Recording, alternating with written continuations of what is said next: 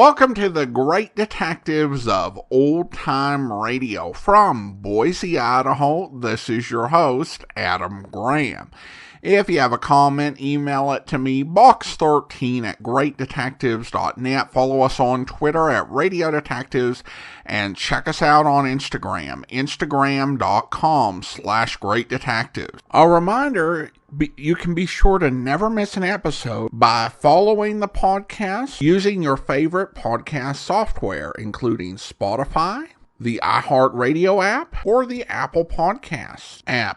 I also encourage you to check out my wife's business, Ashira Clips, at lilarose.biz, LILLA rose.biz/Ashira, ASHIRA. There, you'll find a wide variety of different headbands, hairpins, and hair clips to suit a wide variety of different tastes, as well as hair sizes. And that's at lilarose.biz/Ashira. But now let's get into this week's episode of Philo Vance. The original air date, January 24th, 1950, and the title is The Music Box Murder Case.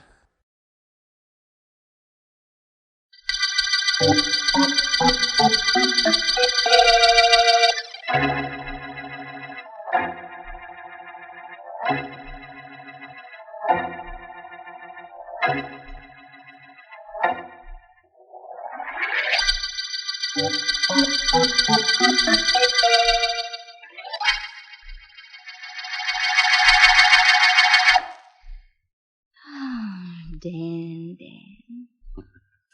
We're not acting like two kids, are we, May? Why shouldn't we if that's the way we feel? Who has more fun than kids anyhow? Oh, I wish next week would hurry up and get here. You couldn't do anything about rushing it, could you? No, that doesn't mean I haven't tried.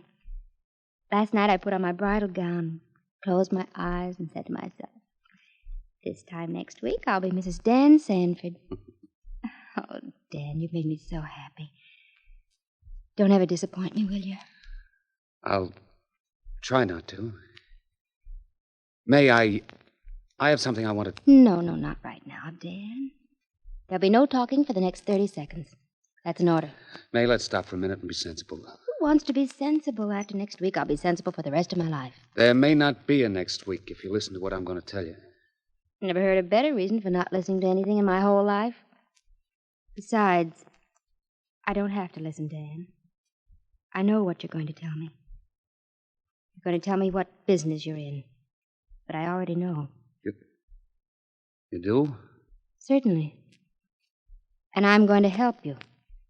Even though I know your business is murder.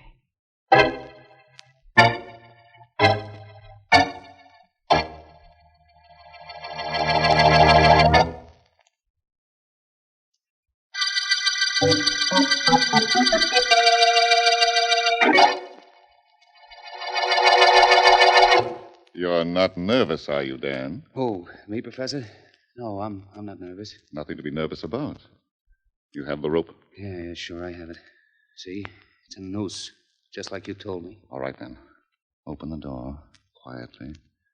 You'll find your victim seated in a chair, his back to the door. All right. You are nervous, aren't you? What is it, Dan? The job or the girl you're going to marry next week? I'm okay, I tell you. Never mind telling me. Show me. You just watch. Very well. The door, Dan. Quietly. Hold the rope ready. That's right. Walk over slowly. All right. Now! Hey, you fool! Dan, you fool! You haven't done anything! Let go of the rope! All right, Billy. Take it off your neck. Only back her up, Professor. This guy could have killed me with that rope. That was the general idea of the dress rehearsal. Only it didn't work. Dan, if that rope were around Billy's neck properly, he'd have made no outcry. I've explained that to you a dozen times. I tried, Professor. Yes, I imagine you did. I would suggest you watch Billy demonstrate the technique. He's already done 2 perfect jobs on victims for me. Assignments on which he acquitted himself admirably. Oh, was it nothing, Professor? I think it was. Show Dan how you do it, Billy. After all, he's one of us now. And he should be trained. Holy mackerel, I've showed him 1,000 times already. Look, stupid. You grab the rope like this. Yeah. You slip it over a guy's head. Then Never you mind pull doing out- it now. Show him when you two are alone. I'd rather you both left me alone at the moment. Hey, you gonna play that music box again? The new music box, Billy. The one you brought back to me after your last assignment. It's a beautiful addition to my collection. Would you like to listen to it? Yeah, I would. Very good. Listen.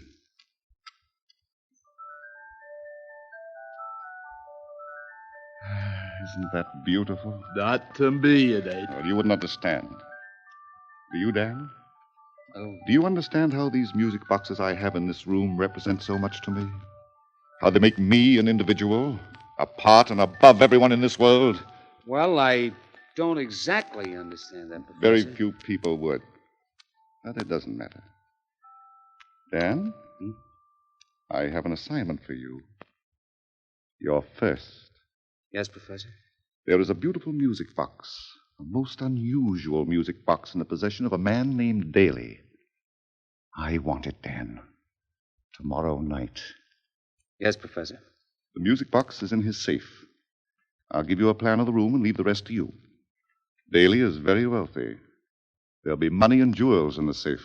What do I do with them? You'll bring them back to me, of course, and you'll receive your share. But the music box you bring back, that belongs to me, alone.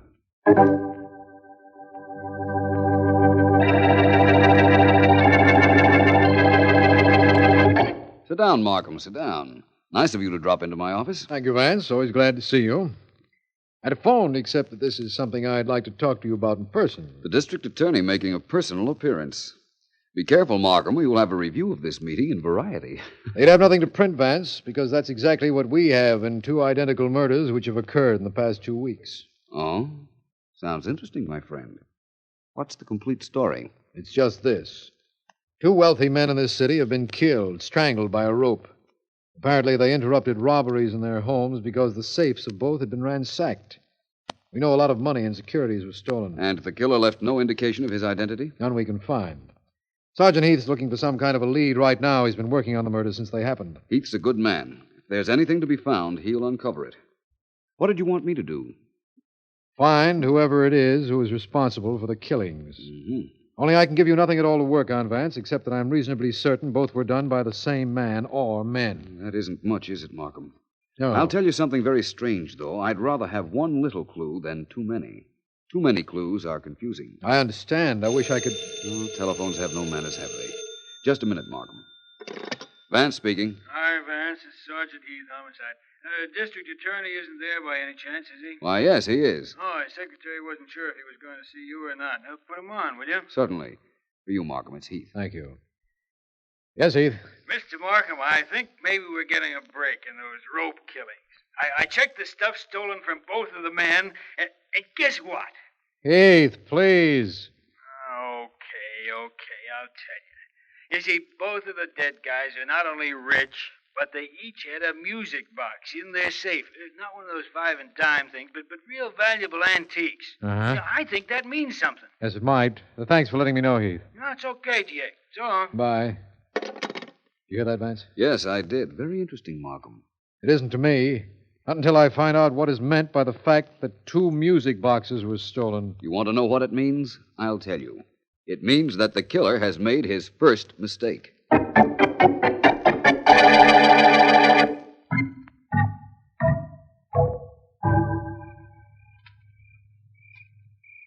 French doors are right there, Dan. They open to the library. The safe is in the library. Thanks, May. You've been wonderful. I haven't done anything I didn't want to. You're the man I love, the man I'm going to marry. This is the work you picked out for yourself, and I've got to help you. You've been perfect. Getting a job as a maid in this house, getting me the combination of the safe just so my first assignment for the professor will work out. Honey, I can't thank you enough. Don't try. I left the French doors unlocked before I left. Let's go, Dan. Let's get this over with. All right. Here's for the doors. Oh, I should have oiled them. Ah, nobody heard that. Come on in. Okay.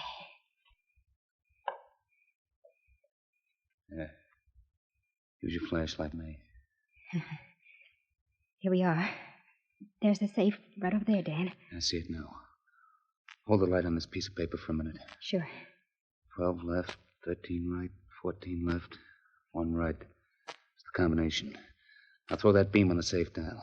There it is. Put your glove on and go to work. Gotcha.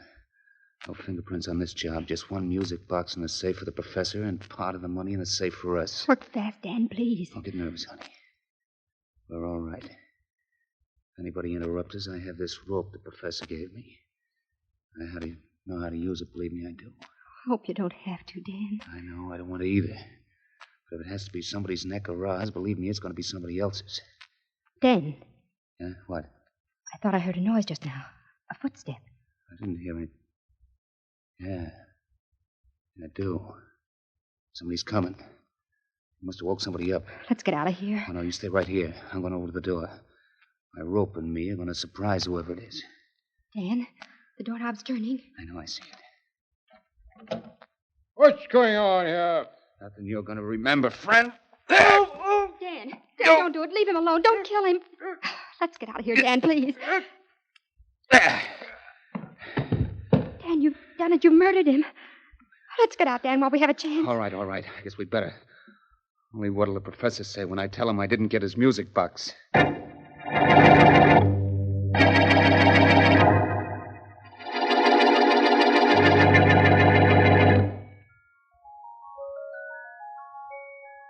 Yes, I understand, Dan. I understand very well what happened. Well, I'm glad, Professor. You see, it really wasn't my fault. Had the whole job planned perfectly when that Daly had to come downstairs just when I was working on the safe. Yes, that was too bad. For him, yeah. For you, too. Why, Professor? All I did was... Hey, cut that out. The music box Daly had. It's still in his safe. Professor, don't slap me around. I couldn't help it. Professor. It's a beautiful thing. Picture of it was in the paper Sunday. A lovely thing. 200 years old. I could kill you. I could... Professor, please, give me another chance. I'll get it for you. Honest, I will. I'll get it for you tonight. Oh, no, you won't. It'll be a long time before I trust you with another assignment. Billy will get me that music box. Billy won't fail me. We'll wait a few days until the excitement of Daly's death dies down. And then Billy will get it for me. Honest, Professor, I'm sorry. You're sorry. I don't know what being sorry is. I know. I don't have that music box.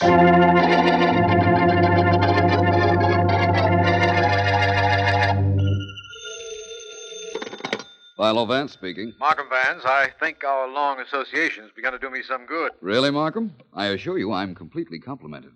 What's going on? Have you seen the papers this morning? Yes, why? You probably missed this item, but there was a little notice saying that one of the most rare and valuable music boxes ever to come to this country is on sale at Joseph's Antique Shop. That is interesting. Interesting. It's going to break our case, these music box murders, Vance. But you see what'll happen? Suppose you tell me. All right. You yourself said that the music boxes are the keys to the recent killing. Somebody is music box mad. I feel that whoever it is will try to buy that instrument at Joseph's. Either try to buy it or try to steal it. That's completely reasonable. I just saw the item in the newspaper this minute, Vance. Will you meet me at Joseph's? We can work this out together. Certainly, Markham. If you want me to, I'll meet you. Only I have an idea. We'll get there just a little bit too late.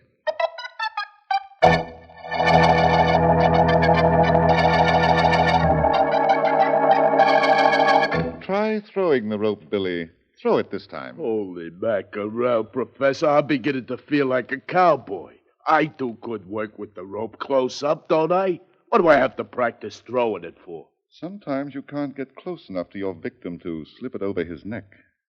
You see that statue on the pedestal over there? Yeah, sure. Throw the noose over the head of the statue from here. Throw it over the head and then yank it. Go ahead. Okay, Professor, but ain't that hunk of statue worth a lot of dough? You know, I'm liable to break it when I yank If it. breaking that statue will help you sometime on a job, Billy, it's worth what it cost me. Throw that rope. Okay, if you say so. Here goes. Holy mackerel, I done it. Professor, I didn't mean... Good. You're a much better pupil than Dan is. You did a good job, Billy. And as a reward, I have a special assignment for you. Tonight. Oh, yeah? An assignment that will give me a wonderful music box and get you at least $15,000 or $20,000. What do you have to say to that?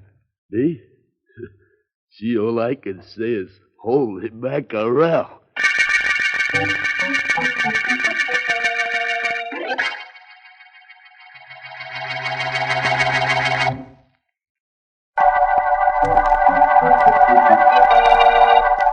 This is District Attorney Markham. The music box murder case concerns the killing of 3 men, all of whom owned valuable antique music boxes, 2 of which were stolen. We have no other clues to the identity of the killer or man in the back of the killings, but an item in today's newspaper telling of a new music box to be sold at Joseph's antique shop gave me an idea. And along with Philo Vance, I've gone to the shop in the belief that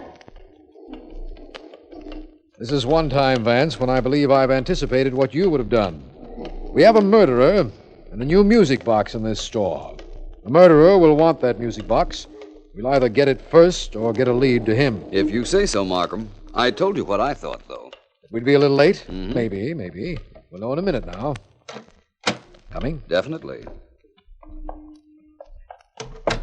Your pleasure, gentlemen. We're interested in that music box we read about in the papers today. We have an excellent collection of Chinese jade, should you care to see My it. friend inquired about the music box. Oh, the music box. So many people inquire about the music box. Could I interest you in some antique chairs, perhaps? We have some that are 150 years old, colonial chairs. Now, let me show them to you. Now, where are they? I'm so nearsighted. Did you gentlemen see any chairs on the floor that are 150 years old? We don't see a chair that looks a day over 125 years. Look, my good man, what about that music box? All you've told us is that several people were inquiring about it. Oh, that's been sold first thing this morning, as a matter of fact. Look, I want to know the name and address of the purchaser of that music box. Can you give it to me? Why, yes, if you like. I don't even have to look it up. I can't remember a face or forget a name. As a matter of fact, the name of the man who bought that box was John Smith. John Smith. Well, that's too bad. It is. Yes. It's obviously a fictitious name, and any address he gave you would be equally fictitious. Well, I'm sorry I brought you down here, Vance. I guess we'll have to find some other way to look for our killer. I didn't mind coming with you, Markham. And as for finding some other way to look for our killer, I think I've thought of a way to have him look for me.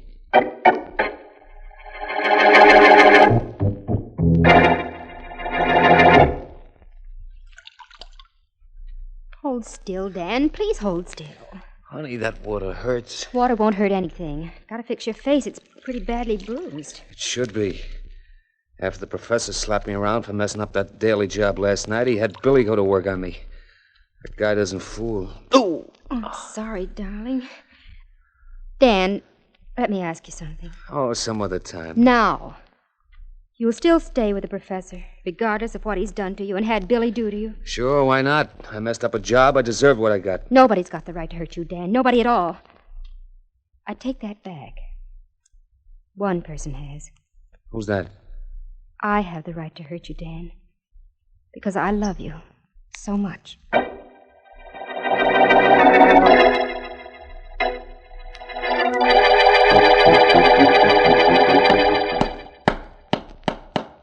Vance, what's the plan you have for making the music box murderer come to you? Oh, I'm afraid I'll never be a carpenter, Markham. Even though I think that nail I just drove into the wall will hold this pulley. Nice evading of vision. Expecting company? No. Might be my secretary, Miss Deering. She might have brought some papers from the office. I'll see. Good enough. Tell Ellen hello for me if you're not inviting her in. Ellen wouldn't wait for an invitation. Yes? You're Philo Vance? Why, yes. Won't you come in? I must come in. I've got to talk to you. Vance, you... Oh. My friend, District Attorney Markham. Hello, Mr. Markham. Hello. Maybe it's just as well he's here. Listen, Vance. Do you want to know who's in back of these rope murders? We most certainly do, young lady. Who are you? Well, the name is May Terry, only that won't mean anything to you. Now listen carefully. There's a man named Professor Davis who planned all 3 of the murders. Catch him, and you'll have the real killer. How do you know that? Well, never mind how I know. All I'm telling you is that I'm getting even for something the professor did. And there's a stooge involved in this. Somebody named Billy something or other. He's the muscle man for the professor. He's the guy who uses the rope. This is very interesting, Miss Cherry. Do you know where the professor and his accomplice can be found? No, but that shouldn't be too hard for you to find out. That's one reason I didn't go directly to the police. I came to Vance because I have information but no proof. No idea where this professor is. And you say that the professor has an assistant named Billy who committed all the crimes? Yes, that's right. Oh, they'll deny it, of course, if and when you find them. But they did the killings together. The professor wanted music boxes. That's what he wanted out of the murders. We figured as much. But you don't know where we can find either the professor or Billy. No. It seems to me, Vance, that we're indebted to this young lady for her information. But she hasn't helped us very much. We're in exactly the same situation we were in before she came. Not exactly, Markham. We now know what we only suspected before. Can you reach Sergeant Heath on the telephone? Of course, why? You'll need him to make an arrest, won't you? You see, I have a way that's guaranteed to make the music box murderer face the music.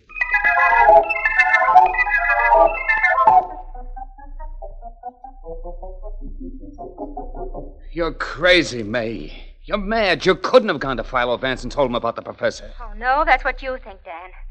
Nobody's going to slap my man around and get away with it. I also told Vance that Professor Stooge Billy did all 3 murders. You hear that, Dan? All 3. And Vance, believe me, you're in the clear now. Get out of town fast. I'll meet you somewhere. Oh, why did you do a stupid thing like that, May? You spoiled everything. The professor will find out about it. Neither of us will be safe then. We'll be... Dan! What? Dan, darling, what's happened? Dan! Hang up the phone, Billy. Dan, answer me, please. Mighty fine rope throwing. Here's our ex-ally, Dan, where he should be and the way he should be. Holy Dead. mackerel. Look, that was a good toss I made with that rope, huh? Yes, it was. And now, Billy, we're ready for our next assignment. Well, what do we do about the dame this guy Dan was going to marry? Well, we'll take care of her, of course. But our next move has to do with a music box. Oh, again? Yes, Billy, again. I have the name and address of the purchaser of that special music box Joseph's antique shop had on sale. And we're going to get it from the purchaser. Holy mackerel. He ain't going to have it long, is he? No, he's not. And we won't be bothered with Dan on this job. It's just as well we got rid of him. I think he would have made trouble for us. He won't make no trouble for anybody anymore. No, that's right.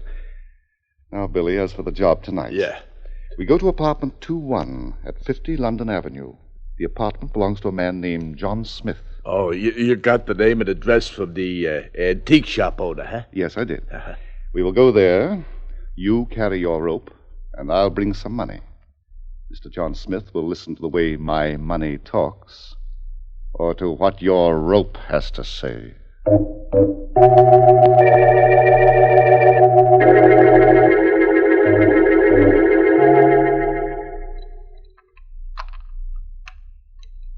A kitchen door is always easier to open than a front door, Billy.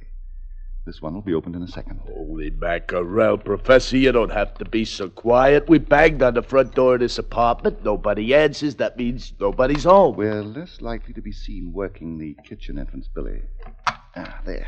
That did it. Yeah. One good thing about picking a lock, we can always bolt the door behind us and make sure of not being interrupted. Yeah, sure.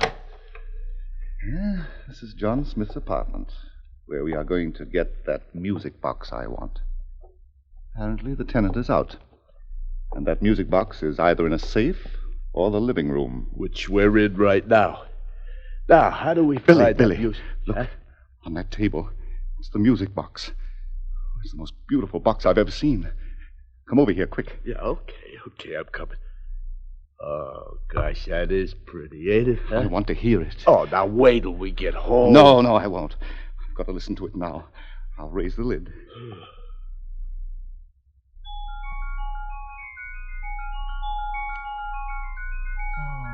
Billy. Yeah, I know. It's wonderful, only not to me.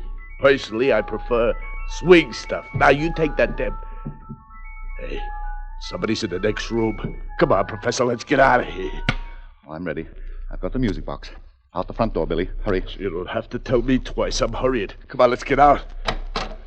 Oh, quick, Professor! There's a rope around your neck. I ran into a noose. Now, your hands are free. Get the noose off my neck. Trying to get it off you. Sure, hurry. The quicker you get it off, the quicker I take you two down to headquarters. Put your hands up, both of All you. right. Come on, put them up. We don't have all day. All right. Sergeant Heath, you'd better take them along. Sure, DA. Anything you say. Come on, you two guys. We want you both for a lot of murders. And you both ought to thank your lucky stars that rope you ran into didn't choke one of you to death. Yes, they should, Heath. They should thank their lucky stars for that, and we should thank Philo Vance for trapping them for us. Although I still don't know how he did it.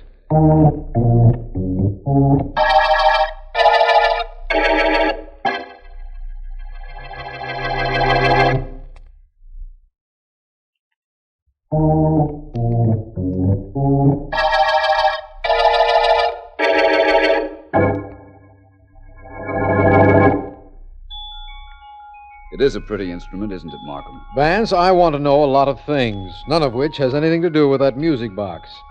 How did you get the professor to come up to your apartment so Sergeant Heath and I could grab him? I asked you two to be there. You were there, weren't you? Of course, and we have their confessions. What brought them to your place? I thought they'd head for the apartment of whoever that John Smith really was. They did. I was John Smith, Markham. I beg your pardon? I saw that item in the newspaper before you called me about it. Went to Joseph's, bought the music box, and gave the name of John Smith, but my real address. I knew the music box would prove a lure our murderer couldn't resist. That's fine. And I thought I was so clever in reasoning out a plan to trap the professor. It was a fine plan, only you thought of it first. Oh, I just got the newspaper before you did, Markham, that's all.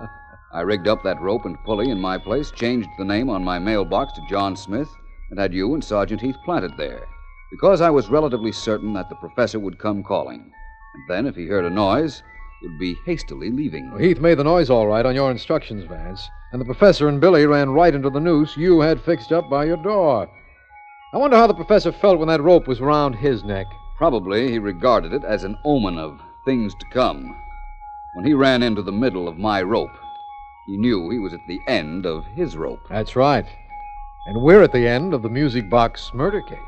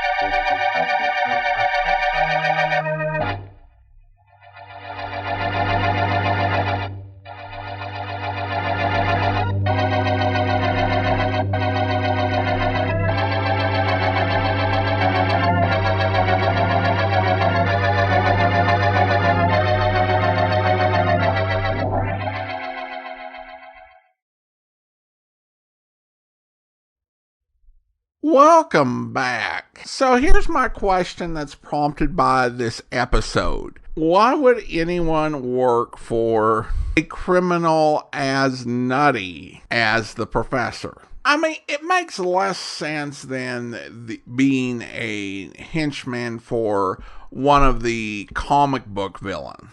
At least with them, you've got a sense that there's some sort of grand scheme and there's going to be some huge, giant, exciting score. However, Philo Vance villains tend to do mostly typical crimes, but in ways that make them garner more police scrutiny. Maybe it's just that they're just not all that bright. Or perhaps there's like an employment bureau for criminals, and it's used by all of the unhinged criminals who just could not find henchmen other ways. And the unwary end up there. And, they push them off on people. They say, okay, this guy, Johnny Orchid, he is a master criminal, but he tolerates no mistakes. And the criminal's about to go over when the employment agency guy gets a note that, unfortunately, Johnny Orchid's not available because he made a mistake. And then we have the offer for the professor. He wants someone to help him rob safes. And he's going to provide training. And, the applicant says, oh, that's cool. They're going to train me to be a better burglar so I don't get caught. And the guy behind the desk said, no, he's going to train you in a specific method to kill people when you do get caught. And the applicant might be like, thus leading to a much more involved police investigation and the need for cleanup. And then the employment agency guy says, well, beggars can't be choosers. And that's how I imagine guys like the professor end up getting their henchmen. The fiancé was the only smart person in this episode outside of Vance, and I appreciated that she initially thought she'd be willing to go along with murdering, but was less comfortable when it actually happened, but was still thinking ahead, and came up with a way to get him out. It was just not something that the professor would allow to happen. Or the writers, for that matter. You generally didn't want to have people committing murder in a story and getting away with it. Vance was a bit more smug than usual in this episode, which I guess says something. I mean, he could have avoided Markham having to go and have that whole conversation about who bought the music box. I just telling Markham that, oh, I bought the music box and I'm using it for a trap. But he wanted to prove that he was cleverer than Markham. I mean, that is really not all that impressive. I mean, I guessed what had happened probably like with 10 to 12 minutes left to go in the episode. Markham really needed this explained about Vance having bought the music box. And then there was that weird thing with the fiancé, and she gave them the information, and Markham said, well, I think we owe her a debt of gratitude, but it doesn't really help us. And it's like, okay, wait. Either it was a situation where you owed her a debt of gratitude, or the information she provided you was totally useless. You don't owe people a debt of gratitude for useless information. And the information she provided wasn't useless. I mean, she did not give them the professor on a silver platter, but she gave them some superb clothes, which really would have provided some great leads had Vance's plan not worked out. So Markham continues to be one of the least bright characters in old-time radio, made worse by his lack of self-awareness about it. So that continues as it's been through most of the series. Listener comments and feedback now. And I want to thank Donald Braveheart Stewart for a lovely write-up he did talking about the podcast. And it's a very kind article he wrote over at ringsidereport.com. Now, it was a wonderful article. I will address one point, and that is at the start of his article. He says he wants to come to Boise, Idaho, not to see or do anything,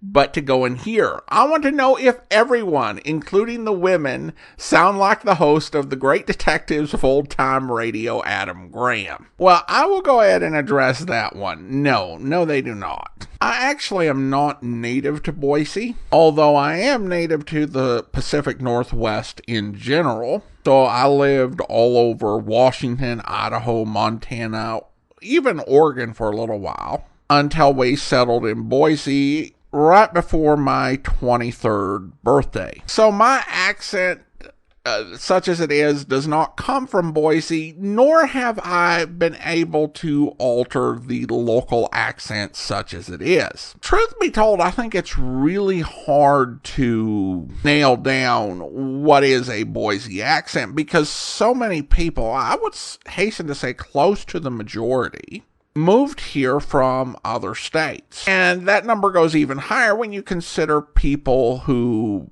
were born here but whose parents came from other states. Even some who are native to this area can have widely different accents depending on when they were born, who their parents were, and I had a pastor whose accent sounded pretty Western. And he was born in this area. And I've had some friends who were born in this area whose accent kind of reminds me of the Midwest. So you'll hear a variety of accents. Most of them nothing like mine. But again, thank you so much. I really do appreciate your kind article. And now it is time to go ahead and thank our Patreon supporter of the day. And I want to go ahead and thank Dan. Dan has been one of our Patreon supporters since January 2018, currently supporting the program at the rookie level of $2 or more per month. Thanks so much for your support, Dan.